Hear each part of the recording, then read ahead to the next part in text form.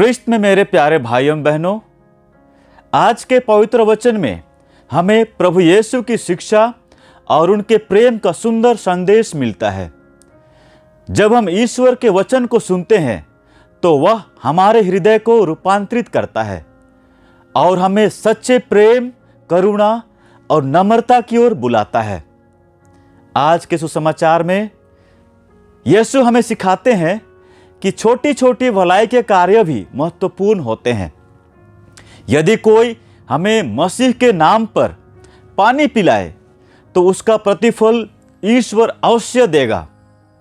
इसका अर्थ यह है कि हमारे छोटे छोटे प्रेम के कार्य भी अत्यंत मूल्य रखते हैं। लेकिन इसी के साथ यीशु हमें यह भी चेतावनी देते हैं कि हमें कभी भी किसी को पाप में गिराने का कारण नहीं बनना चाहिए।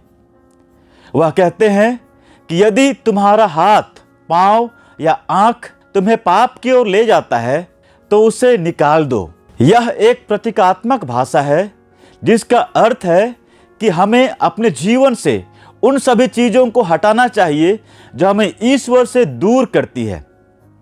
कभी कभी हमें कठिन निर्णय लेने पड़ते हैं ताकि हम पवित्रता और धार्मिकता की ओर बढ़ सकें।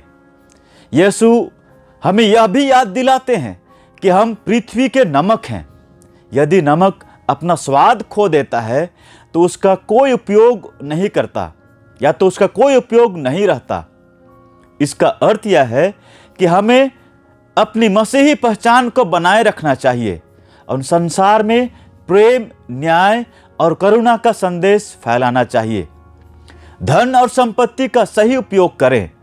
हम अपनी संपत्ति को दूसरों की भलाई के लिए प्रयोग करें, ना कि केवल अपने स्वार्थ के लिए। छोटी छोटी भलाई के कार्यों को महत्व दें। दूसरों के प्रति दया और करुणा दिखाने से हम ईश्वर के प्रेम को दुनिया में प्रकट कर सकते हैं। पवित्रता का जीवन जिएं। हमें उन सभी चीज़ों से बचना चाहिए जो हमें पाप की ओर ले जाती है। संसार में नमक और ज्योति बने। हम अपने जीवन से ईश्वर की महिमा को प्रकट करें और प्रेम, सत्य और न्याय का प्रचार करें। आज हम प्रभु से प्रार्थना करें कि वह हमें विनम्रता, प्रेम और करुणा का जीवन जीने की कृपा दे ताकि हम मसीह के सच्चे शिष्य बन सकें। आमीन।